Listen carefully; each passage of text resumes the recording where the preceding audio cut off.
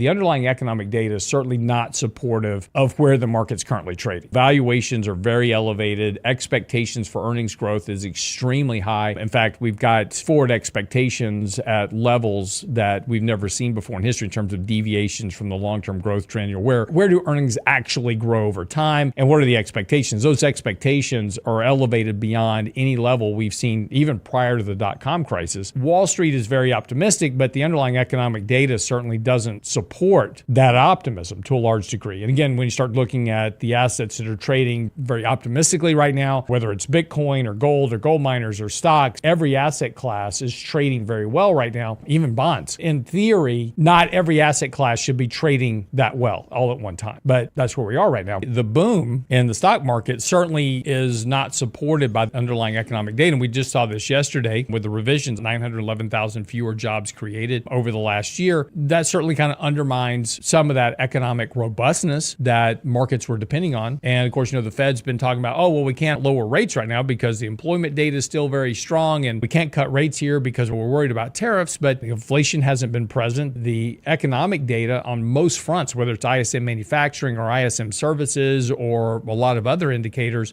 don't really suggest there's enough economic demand to create inflation in the economy. In fact, the economic data is more disinflationary than it is inflationary. So again, that poses that risk that a recession is potentially out there. And that data yesterday certainly helps kind of confirm that the risk of a further economic deterioration. And again, let's be a little bit cautious here about using the term recession, just from the standpoint that when we say, hey, recession's on the rise, and immediately everybody just rotates back to, oh my gosh, the next financial crisis is coming. No, that's not what a recession is normally. That was an event. Over the last 3 recessions that we've had since the turn of the century, they have been linked to the stock market bubble, the dot-com crisis, the real estate crisis in 2008, and then of course the pandemic. So each one of those recessions have certainly been linked to both larger economic downturns as well as larger stock market downturns. Those aren't kind of normal. Just because you say the word recession doesn't mean a 50% correction in the market. So I just want to make sure we have some clarity here. We're just talking about a slower rate of economic growth where the growth rate relative to the previous growth rate has now turned negative, but that doesn't necessarily mean a huge crash. But this is kind of where we are right now. There's certainly some data out there that suggests that risk of a recession is rising. I want to be cautious with that though, because the last time that everybody thought a recession was coming was in 2022 and we never had one.